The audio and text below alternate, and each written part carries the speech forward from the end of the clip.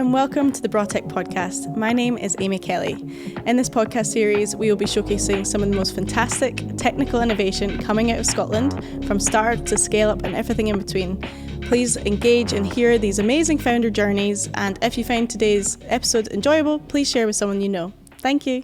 Hello everyone, and thank you for joining us for the Braw Tech Podcast. I'm really excited today to be joined by Rich Wilson, co-founder of Gigged. So thank you so much for joining us. You're welcome. Rich, how you doing? I'm good. How are you? I'm doing good, thank you. So let's just kick off by, why don't you just tell me a little bit about Gigged and why you decided to start it? Yeah, sure. So Gigged.ai is a talent platform. I was in recruitment for 12 years, contract recruitment. So work providing tech people up and down, mainly to large companies, mainly banks.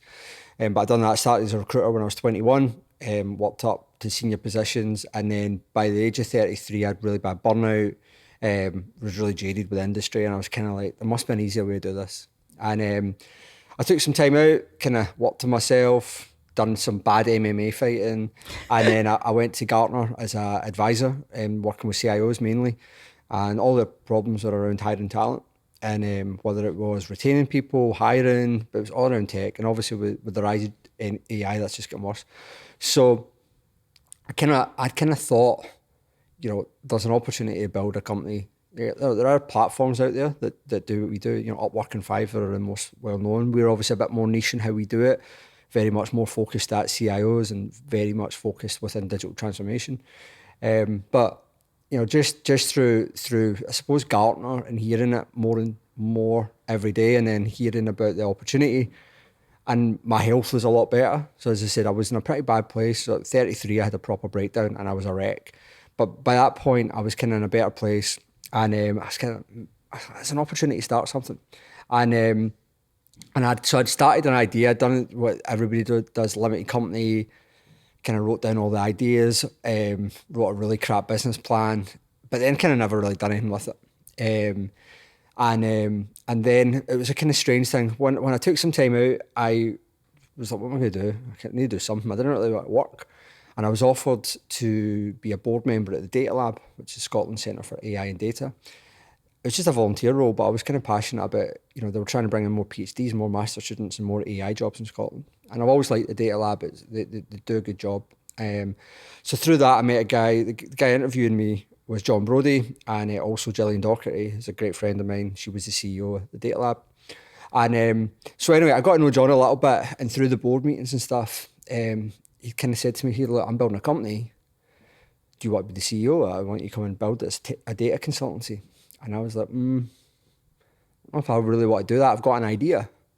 And I pitched him which was the idea for Gigged.ai. And he said, that's a much better idea. I'll invest. And I'm like, it's not a company to invest in. And he invested 50 grand in it when it was just it was literally a back of five packet. It was literally, it was in a note, 3 paragraphs in my notes in my phone. And he was like, yeah, I'll invest. I'm like, well, there's nothing to invest in. And then I would still go to Gartner. So this was like 2.5 years later, we started the company. But he'd already said, I'll invest. When you're ready to go, I'm ready to go. Let's do it. It's great. Not as a co-founder, I just wanted to come in as an investor. Ironically, if I had joined his company, and I would have already had an exit, and I would probably be on a beach right now.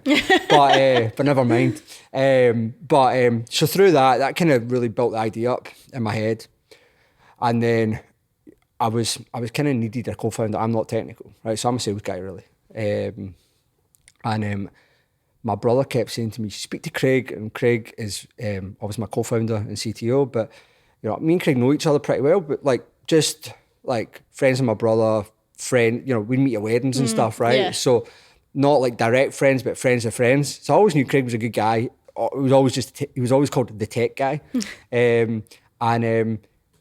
My brother must have said to me 8 or 9 times, you need to speak to Craig. So finally messaged Craig during COVID and said, hey, look, so we had a chat.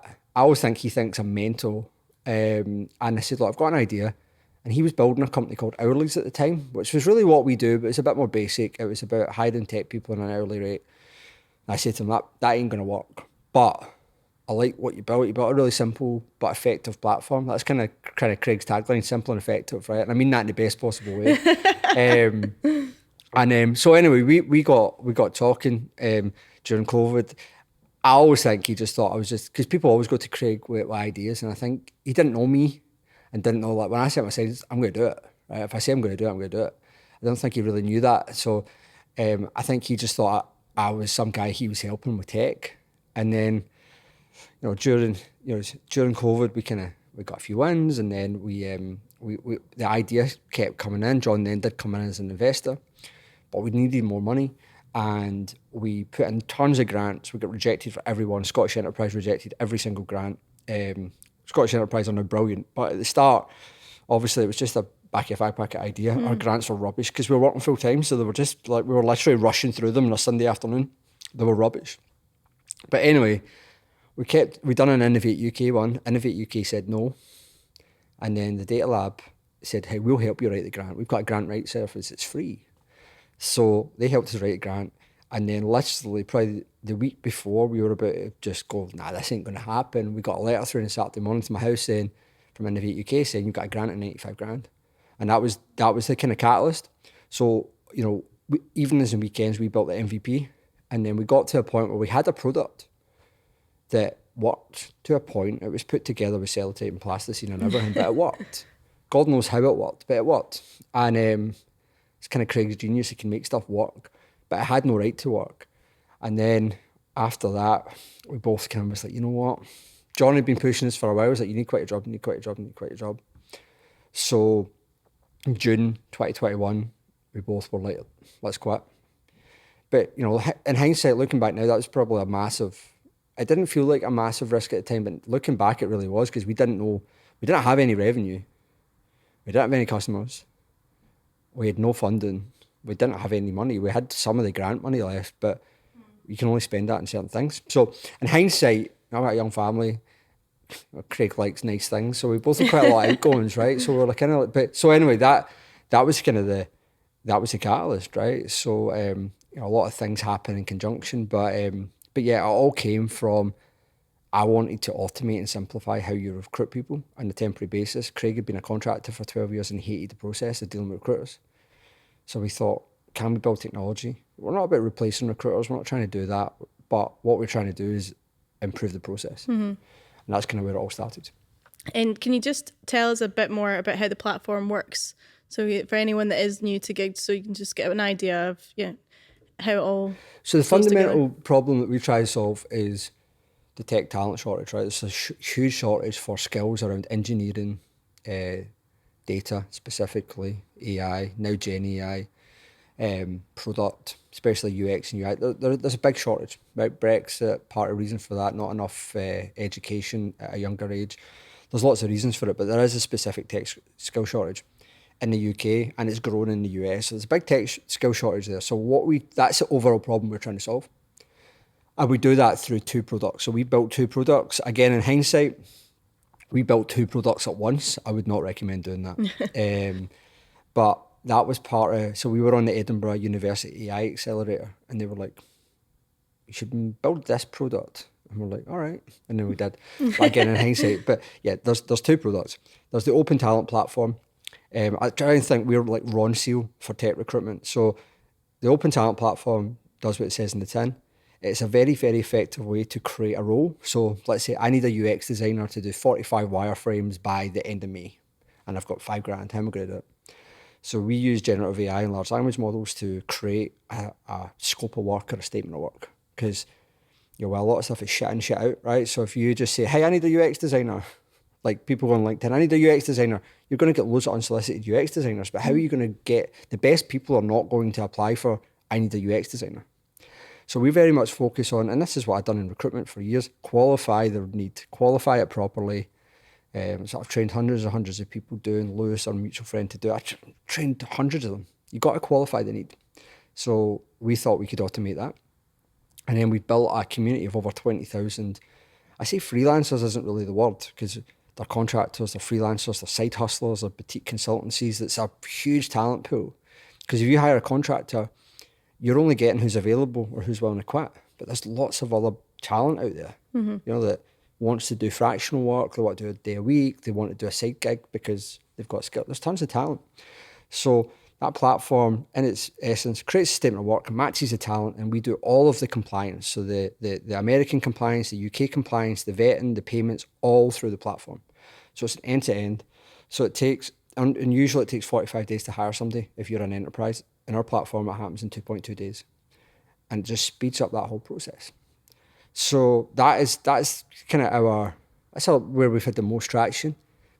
But where I do see the future for us is our other product, which is the internal talent platform. That's a white label SaaS product, and it's for enterprises to be able to know what skills they've got before they go externally. So only 5% of companies can look internally before they go externally. Mm-hmm. So it's having a way to go, right, do I have a data scientist with generative AI experience in my businesses right now? Or do I have somebody who's a data analyst but is looking to take a step up? Most organizations don't. So the future for us, I think, is a combination of those two products. That's where the future goes. But right now, trying to get people to do either or is a push, never mind doing one. So yeah, we pretty much give companies the technology to be able to hire people externally quickly or internally quickly. Simple as that. Brilliant. And, it was great hearing the founding story with you and Craig, and, and I've seen you guys together, and you just bounce off each other so well, and from a personal standpoint, but then also professionally. So, but from the founder perspective, obviously being a founder is no easy job. Like, it's hard, isn't it? So could you just tell me, Rich, a little bit about your experience, like some of the biggest challenges you face as a founder, and or just some of the best things as well? So yeah, depends what day it is. It is so.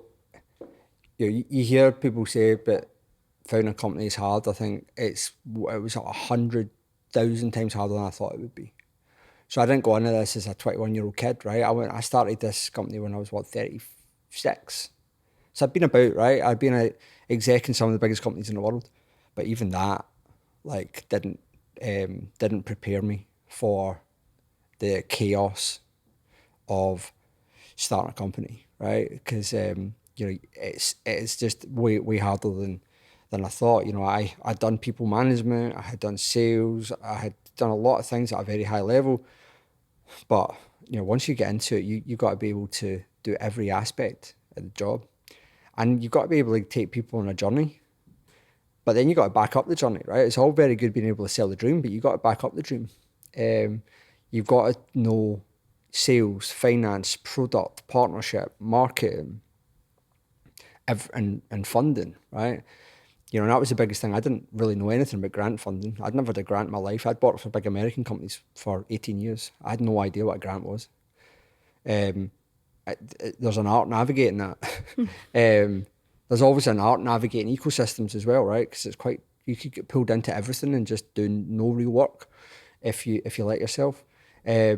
So yeah, that was tricky. But what I suppose the hardest thing for me has definitely been navigating funding. That's been the most difficult thing, because I said I didn't know anything about funding. I'd worked with big investment banks, but I knew nothing really about how you fund a business. I didn't really know anything about angel funding. I didn't know anything about venture capital funding. As I said, I didn't know anything about grant funding. So for me, being able to navigate that was a big challenge and a big learn.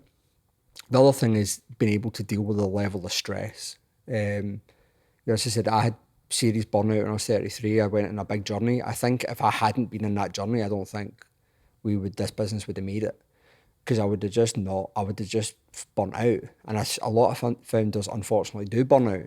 And I think in big companies, people are better at talking about mental health and burnout than they were maybe 5 years ago. But I found being a founder, and even in Scotland as well, a lot of people still don't really want to talk about the pressures and stresses that go on. As a founder, it's like everybody's got to be bulletproof. We've got to change that. So, as I said, the stress is crazy. Like you've got people issues, you've got client issues, you've got, product, you've got cybersecurity, you've got people trying to hack you, right? We get try to hack all the time. You've got, constantly trying to make payroll. It's just bad. When you think about it, it makes no sense. So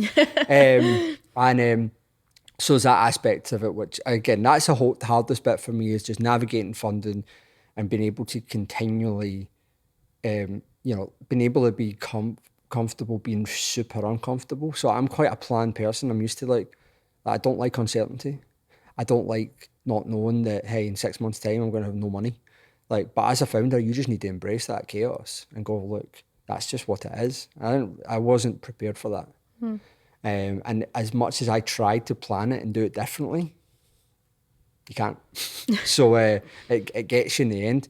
I think what I enjoy, like, the creative process of building a company is amazing, right? So being able to actually build something the way you want to build it in partnership with your customers and not having to deal with bureaucracy and politics and all the stuff that comes with a big company is amazing, right? So yeah, I've been able to move really quickly and been able to work with great people. You know, as I said, I get a lot of energy from working with Craig, and our team is fantastic, and I get a lot of passion from working with them. And just the people I've met, the mentorships, the founders that have been there, done it, you know. Yeah, I've met some amazing people who are now like lifelong friends that I've only met in the last couple of years. But there's an energy that comes from that. And as I said, you know, I do look at it as a privilege, right? So, you know, I took a big risk, quit a very comfortable job, took tons of stress, but I do see it as a privilege, right? Most people never get to do what I do. You know, I run a really fast growing company. I wanted to help put Glasgow on the map, not in an egotistical way, but I am passionate about seeing more companies come out of Glasgow. I wanted to build the team in Glasgow and not build it other places. I was very passionate about that. And I wanted to shout about it. I wanted to make sure that we grew as quickly as we can, and we want to be a success story, and we want to be a company that people can hopefully aspire to try and do what we've done. We still might fail, right? Still, it's not, failure is never far away. The door, you know, it's always, the Grim Reaper's always close in a startup. But as I said, it's about just embracing the chaos. And I've kind of enjoyed that, right? And just going, fuck it, let's go. Yeah. Right? That's kind of, my motto is let's go in this company, right? It's just like, let's do it. Craig's is here we go, or here we fucking go is his. But you know, we just like, let's try and move forward every day. And that's a bit I enjoy. And speaking to customers. And as I said, just trying to get it done, right? It's a privilege. I think it's been great how you've been so open about the burnout, you know, because you do talk about it on LinkedIn and you talk about how to manage it. And as you said, you know, it's maybe becoming more open conversational wise now. People are being open of like, I am burnt out and I need some help and I need to take a break. And I think that's good that it's becoming more accepted that people can openly talk about that. But as a founder, obviously it is so hard to manage it because you have to move fast and there's so many things and you've got investors expecting things. And so just a tangible thing that you could maybe share of just how to manage burnout as a founder. Yeah, so it's different, right? So you kind of, what I've realised, burnout again as a term is not a very good term, right? I said I use it all the time, but as a term, it's kind of, I'm a bit burnt out, you know? Oh, I'm burnt out a wee bit, I've got burnout. Burnout's a bit more serious than that, right? So, you know, there's like 12 levels of burnout, and you know, it's pretty tough. So I think if you're at an enterprise, you're a large corporate, you can kind of try and do the old work-life balance, and you can kind of try and do it that way. As a startup founder, in my experience, there is no work-life balance. There is no balance. Like, you cannot, you know, I know certain people are like, oh, shut off the phone at 5 o'clock, and I never. Good luck, but that's not my experience. But what I've tried to do is, as a culture, and our team from day one, me and Craig were very much aligned on this. He's open about the anxiety issues that he's had. I'm open about my burnout issues.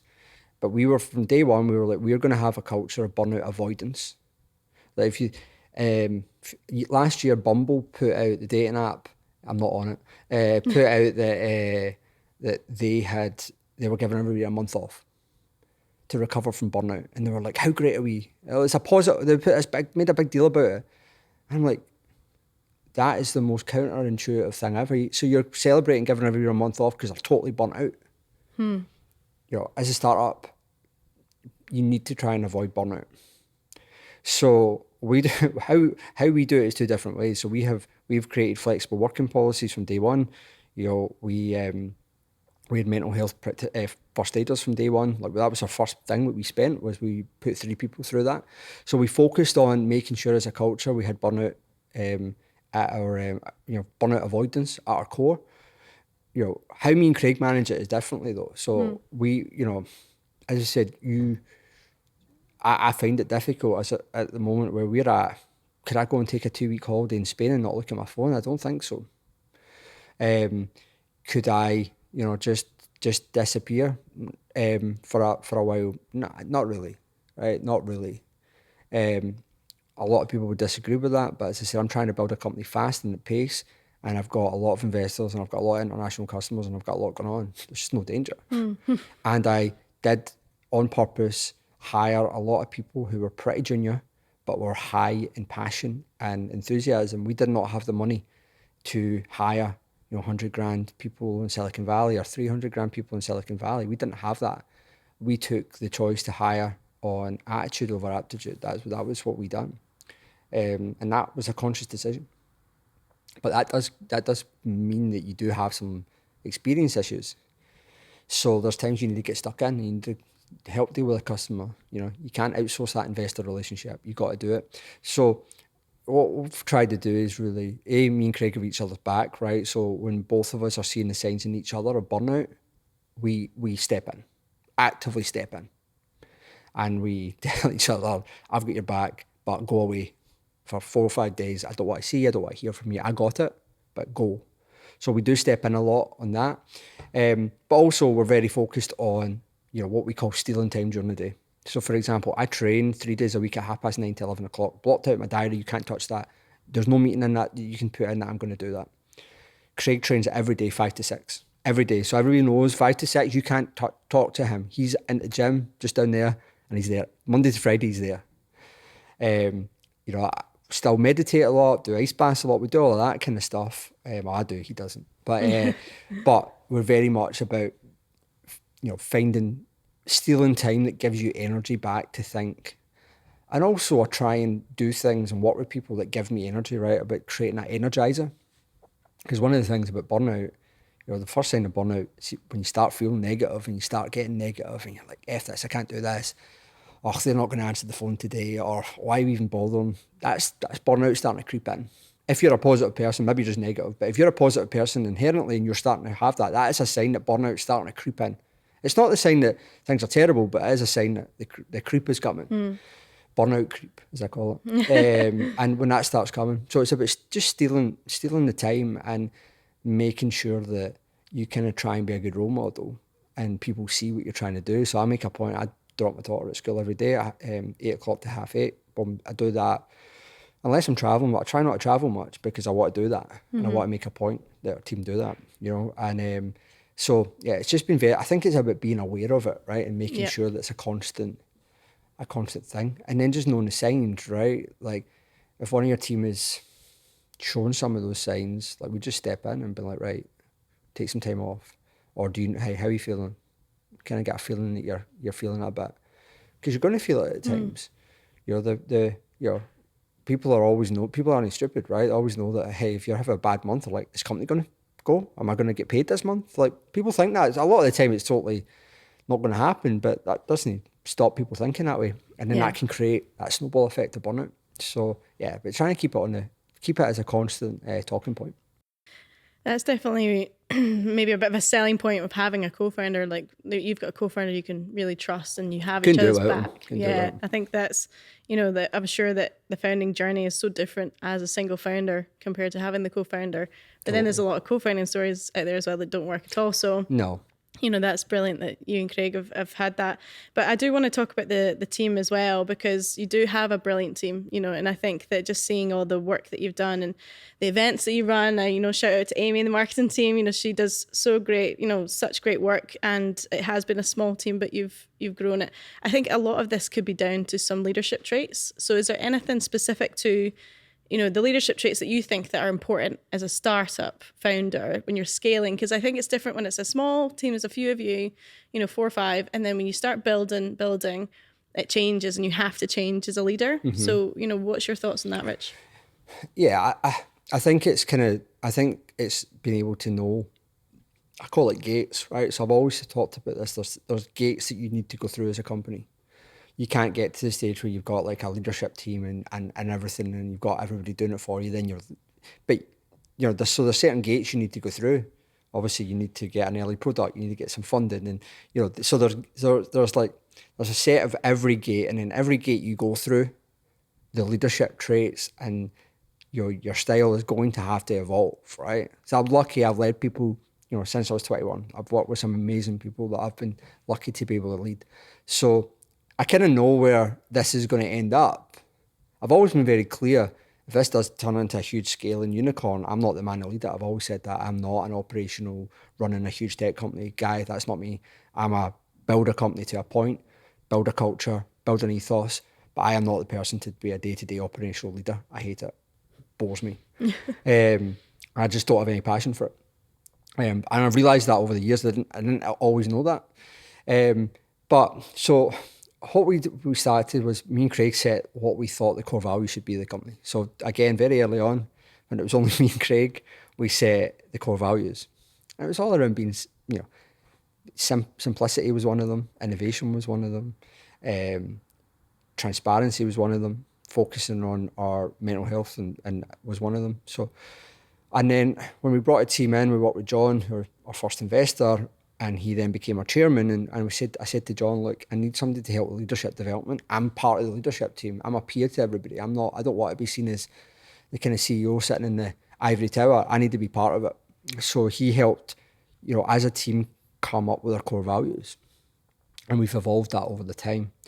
And, you know, initially we just focused on high energy, autonomy, and giving people the opportunity to be treated like adults. That was a big one.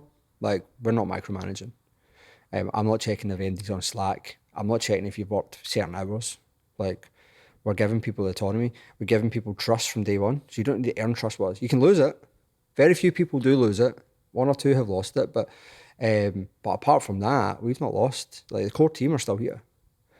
Probably couldn't get rid of them if I tried, but they're still here and they're focused. But yeah, it has changed, right? And there has been certain people that have been like, hey, I want to be a leader. So you're like, okay, why do you want to be a leader? What does that mean? You've got to be a good manager and a leader. They're both, you know, I don't see them as the same. So you've got to be operational to manage, but you also need to know what leadership actually means. And in a startup, a lot of us are leading from the front, right? A lot of us are leading by example. People are looking at me every day. They're looking at Craig. We're very different characters, but we lead in different ways. You know, the results he gets from people, I've never seen anything like it. Like, his product team, I've never seen people overachieve that the way he's achieved it. I still don't really know how. I don't know if he knows how he does it, but he does it. Whereas I'm a bit tougher, right? So he's not tough. He's not like working with feedback. I use radical candor a lot as a framework. You know, I'm pretty tough, and I give a lot of feedback. He doesn't, but it works. So, but what we've now, but then you do need to be clear that, hey, you then need to build an operational leadership team and knowing when the right time to do that is, and then, hey, who are you going to have to do that, and then then you're training people as leaders. So we took there's a company called Design My Night by a guy called Nick Telson, and he's big on LinkedIn, and he's very much shared how he built Design My Night, and it was junior people, they developed them, they trained them, then they became leaders, and then they led the company, and that led it through to exit. And really, I just copied that strategy. And that's what I was used to at Leaders Group. A Leaders Group would hire graduates. They would never hire experience ever. And we would train people from usually from graduation up, and that's what happened to me. And so we we decided on purpose to take that strategy, and then we knew that we were going to need to train and develop people, and then we just bring in people like John, who have been there, done it, to help train and develop them as leaders. But as I said, it goes back to, you know, me and Craig need to set the tone. You know, we need to practice what we preach. If we are pushing a certain narrative, or if we're trying to build a company that always goes forward and is trying to do really ambitious things, or we need to be in it, doing it, and also sharing when things don't work. Right? We try stuff all the time; it doesn't work. We're just open about it. Mm-hmm. So I think it's just having a conscious effort, but then just trying not to be like too management-y, right? And just like, it's just a small team at the end of the day, so you don't need to micromanage. You don't need to, if you've got core values and you've got a vision and you've got a rough plan, that's probably enough. And then at each point, each gate you get to, you can go, right, are we ready? Do we have the leadership to get us to the next level? Mm-hmm. That's the thing that I feel really good about now. We have like 3 or 4 leaders who I think and know will be able to take us to the next level. And I know that I can build teams around them. I know I can trust them. And I know they've got an ethos that is going to do it. And we're going to need more. But again, we're not going to go and hire that 20-year experienced COO. No disrespect to them, but we're not going to take that tact. We're going to develop our own. And yeah, it's just about. So I think it's just about making very conscious decisions about what do you want the leadership of this company to be, what don't you want it to be, and then not just letting it happen to you. Because then when you take investment and you take boards, everybody will have their different opinions. But where our was very clear, we're going to do it this way, and they're like, all right, fine. Whereas I think if you don't have that, you will just end up being quite dictated to, and you'll just do what you're kind of told. That might work, but it might not. So I said, we've never had any pushback on culture, vision, strategy, or how we're building a team. And I said, because we know how we're trying to do it. So I think it's just been very conscious of these things. And you know, when I reflect back, like I said, we're by no means a success story. We're trying to be, but we're still on the journey. But I think what we have done a good job of and I suppose this did hurt our growth probably to a point. Initially was we didn't focus on building the building blocks of the company. So we did make sure that there was a culture, there was a leadership methodology, there was a sales playbook, there was a key structure, mentorship structure, for example. So everybody has a mentor in our business, everybody from day one. So we made sure that all these things are in place. We made sure there was a product strategy. We made sure there was a scalable, like a lot of things we did were kind of counterintuitive, I suppose. But I said, coming from my background, I was kind of like, we need to have these things in place. Otherwise, when we do scale and we do grow revenue, we're not going to have any of the infrastructure to deal with, both technology and people. Yeah. So I always feel that we do have at least a really good foundation to build upon. We've got to build on it now, right? And we've got to grow it and we've got to grow it quick. But making sure that foundationally we've got it there. And that was a big concentrated effort. I think a lot of the things you said there as well, Rich, is an example or just like reinforcing why your retention's been so good. That you have consciously put so much thought into that. Yeah. And I think that's something a lot of founders could learn from you, like just that conscious effort of putting in those ideals about how you want this to work from a team perspective, from a leadership perspective, and all the things that you want to be able to give, even simple things of having the flexible working, having the autonomy, treating people like adults. It's a whole, in a post-COVID world where hybrid working and everything is, you can see the companies that trust their employees and the ones that are still sketchy about that. I think it's a secret sauce. I think, I'm not a techie. And I'm not a believer that most tech is a secret sauce to a company, right? I don't think that is the key. Our technology works and it's good and it's got the cool Gen AI and everything that people want in it. But at the end of the day, the secret sauce is the people, right? At the end of the day, the people you meet, how the passion they put into the product, the passion they put into dealing with issues, that's the key, right? Yeah. And that's what I always say. That's why I feel that we have at least a really good opportunity to be a success, because that we do have that, and that's what I love about Glasgow, right? That's part of the reason why I decided to build the team here. There's a grit in Glasgow. Don't know whether it's a shipyard city or whatever, but there is a grit, and that was something that I just wanted to lean into, and that shows up. Yeah, that shows up because we have bad months, and I'm always like, I'm worried that we're going to have a drop off in enthusiasm and motivation, and I come in and I'm like, get Alistair cold calling, we've got new campaigns going out, just things just go, and there's just not a let's feel sorry for ourselves. Hey, if we've had a bad month, let's just get up, dust ourselves down, everybody let's go rallies. Harder. There's just I don't know, it's hard to quantify it, but it's a thing. And I want to talk a little bit about the Scottish ecosystem here. Yep. You have been a pro at being able to leverage, all the support here. And I mean, could you just at least begin to tell us how you've leveraged it, what's been there for you that's been effective and helpful? Obviously, it sounds like from the beginning, when you had people on the ground that are going to invest when it's just a very much a basic idea, notes on your phone. But beyond that, the actual ecosystem here, I think, is quite a beautiful thing in Scotland. So I think it is. And I think, we've talked about this before. I do get annoyed about the negativity that the ecosystem in Scotland gets. Because I think it's brilliant. I think it's too good, if anything, right? There's too much support. there is absolutely too much support, actually, to the point it's nearly hard to navigate all the support, right? Yeah. So I think we've got to be very conscious that there is a great ecosystem of support here. Glasgow has came on so much in the last 2 years. Like, I've been involved in the Glasgow tech scene, not the startup scene, but mainly I work with Barclays and I work with a lot of the banks mainly. And there's always been a big tech scene in JP Morgan, Barclays, Morgan Stanley. There's always been a lot of tech hubs here, but there's never really been a startup scene. Not of any note. Obviously, Edinburgh got all of the plaudits, the Skyscanners and Fangels, but there's never really been that here. And so that's moved on, with the event, Glasgow Tech Week last week. It was crazy to see how far it's came. But there is a lot of support available, and I think it has been able to, that's kind of probably a theme, I suppose, but it has been able to take a step back and go, right, what am I trying to do here? Like, what gate am I in, right? Am I in brand building phase? Am I in funding phase? Am I in hiring phase? Where am I? And then knowing what parts of the ecosystem to pull on at that time. So, for example, I mentioned the Data Lab. So Data Lab is a free service, funding service. It's totally free. They will help you write a grant. They won't do it for you, but they'll let you write it and then they'll kick the crap out of it and make it better for free. And nobody uses it, apart from us and a few others, but there's not many. And they helped us navigate it and they helped rewrite it, and we used that. We then said to the Data Lab, can you help us do a pilot? And they helped us do a pilot. They were our first real customer. And that we was able to use that to then prove that we used to use their data sets, test data, to train our AI, right? And that was great support. So it's known how the Data Lab is an amazing service. That's there.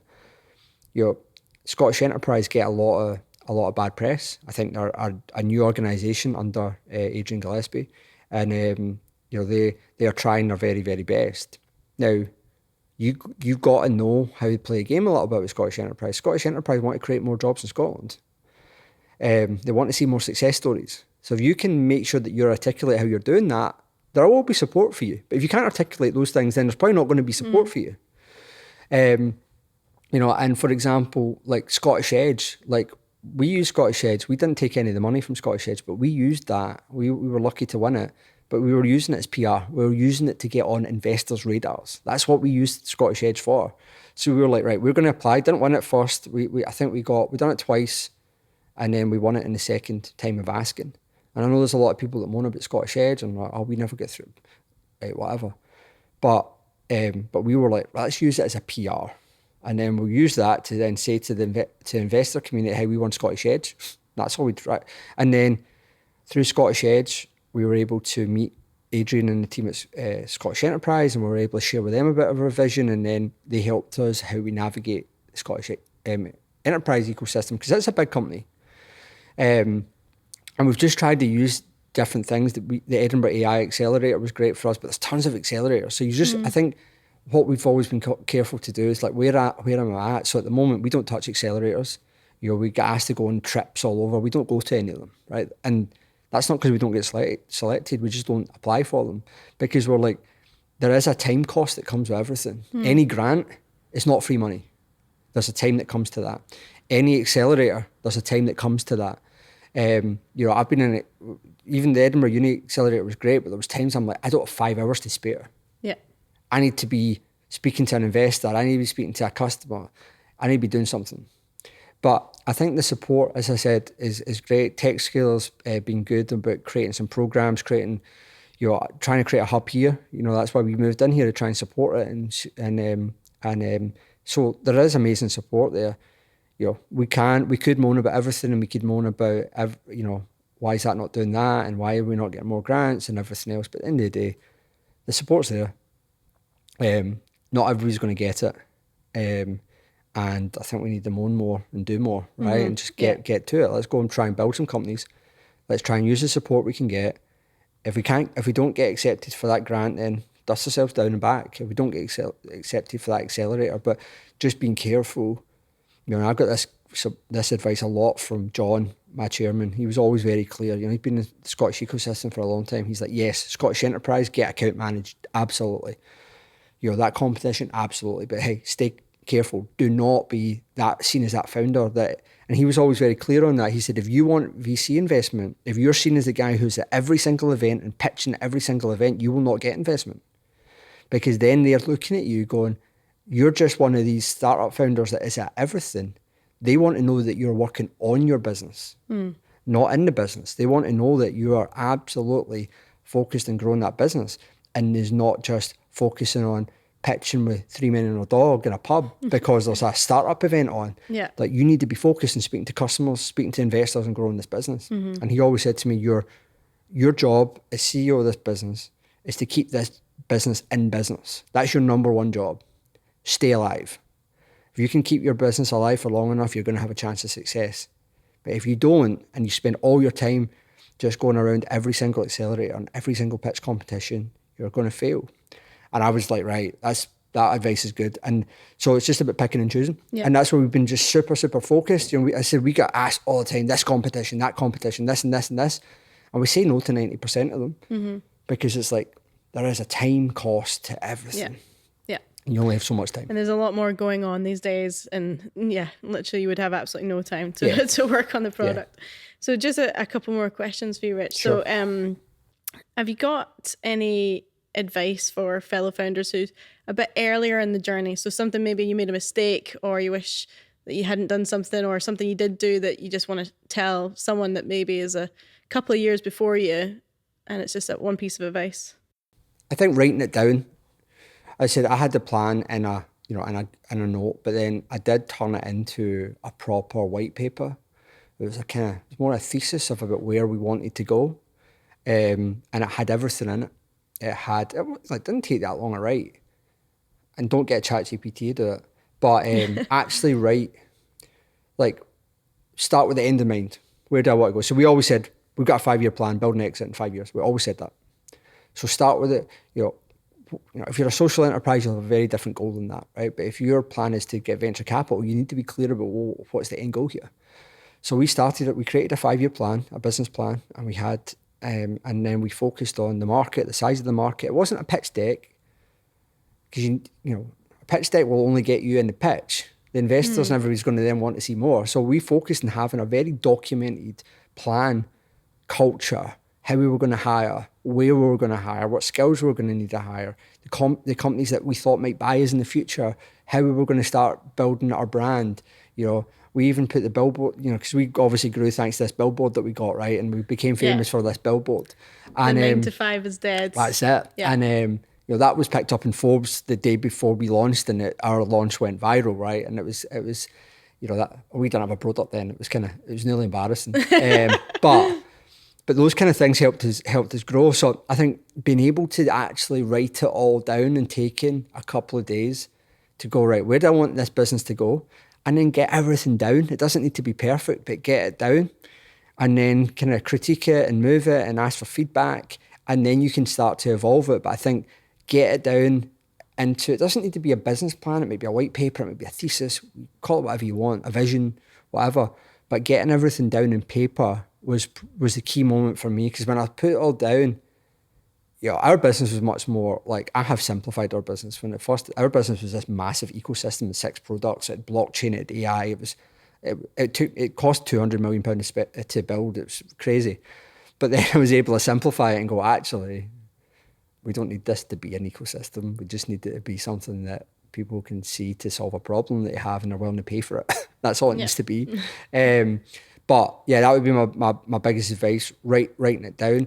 And I would also just, my note of caution would be, just be careful around, VC money is not for everybody. I said I didn't know anything about VC funding, and John was very much like, you don't have an option because of the way we were trying to do it. And I would agree with him. Because of our speed, because we knew it was a 5-year, we're trying to do it quickly. I think if we had said, hey, this is a 10-year, we want to build it as a lifestyle business, we want to then it would have been a very different plan. But because we were clear about the end in mind, that then meant we were going to go on the VC path. But when you go on this VC path, you've got to be very clear that is going to bring certain pressures, and you do need to deliver, and you do need to make sure you keep people updated regularly. And you can't, you need to do things a certain way. So I think just being aware, hey, you're going to bootstrap it. And if you do bootstrap it, there is absolutely no shame in that. There's kind of this negativity around if you don't get VC funding. Like most people don't get VC funding. And most people go out and startups go out and try and get VC funding and they fail and then start a business. So it's just been very clear about, hey, what path are you going in? Mm-hmm. And, that VC funding is not for every single business. And that doesn't need to be the be all and end all. You can build it with grants. You can build it with revenue. You can do it that way. I said we chose not to do it that way.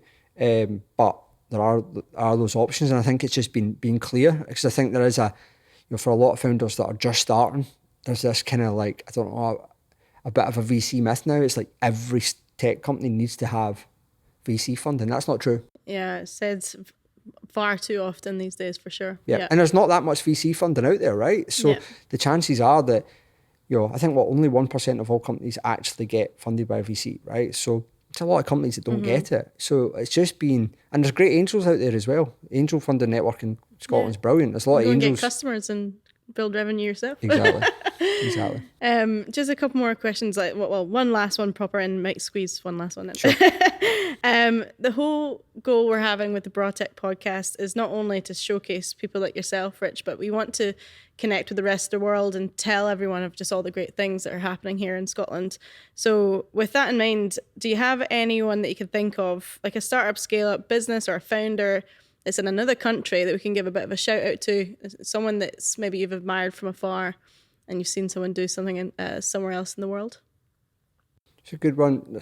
There's a lot of companies that to definitely admire. There's a lot in Scotland, right? I think one that we've kind of always looked up to as a company, it's quite niche, a company called Catalan in New York. They're a marketplace like us, a bit different, but the guy who founded them, Rob Biederman and Pat Petiti, again, especially Rob, has always been very good with his time. He's now a VC. He's got his own venture capital firm now. But they raised a lot of money. They grew a marketplace in a tough time. They built it. They spun it out of Harvard Business School. So they've always been one that we've kind of looked at and always been pretty in awe of. The other being Worksome, which we now partner with actually. But when we first started, Worksome were a company that we were like, hey, look, we'd love to do what they've done. And it's funny, we now work with them. So like Morton, their CEO, we are a partner. Those guys, we announced it about 2 or 3 weeks ago. So, but when we first started, Craig always kind of looked at them going, how do they do this? We want to be like them. And he kind of put them as his main kind of target. And they kind of pivoted their business into being like a payments and compliance platform. And we really focused on being a sourcing platform. And now we've been able to merge both companies together to offer customers a way to be able to hire at speed. And it's really cool. So, Catalan and Worksome would be ones. And I said, it's really cool that where Rob, he's now a mentor to me. I speak to him every now and again, and he's always giving great advice. And as I said, the guys at Worksome, we work with them now on a daily basis. We've got a Slack channel now where we're sharing clients and we're sharing wins and we're collaborating. So pretty cool how things like that can, and the power of LinkedIn, right? As I said, LinkedIn has been, we've grown this business on LinkedIn. And LinkedIn has been how we've met all these people. Mm-hmm. It's amazing. Some of the people who have supported us most, I've never met them. That's a good, just to let people know, LinkedIn does work if you try and leverage it properly. Just final one. If you had a word to sort of describe your founder journey so far, what would it be? Can be as rude as you want. Chaos. Chaos. I think that would be the word. Again, both in the positive side and both the negative side. It's just absolute chaos from start to finish. And my job as a founder is to try and bring some calmness and some focus to that chaos. But as I said, it is. I've got a team 2 floors down, and they're currently speaking to customers all over the world, cold calling, emailing, and trying to just grow the business, right? It's just madness. But chaos would be my word. And I said I wouldn't swap it. Yeah. Well, thank you so much, Rich. You've done incredible things at Gigged, and it's just been awesome watching the journey. Can't wait to see what happens next. So thank you so much for joining us. Thanks for having me. And the Braw Tech Podcast. Thank you everyone for joining us as well. Really appreciate it. And we'll be back. Thank you. Thank you. Thank you so much for tuning in for today's episode. This series is produced by Duke, and if you would like to find out more, please go to dukeagency.com.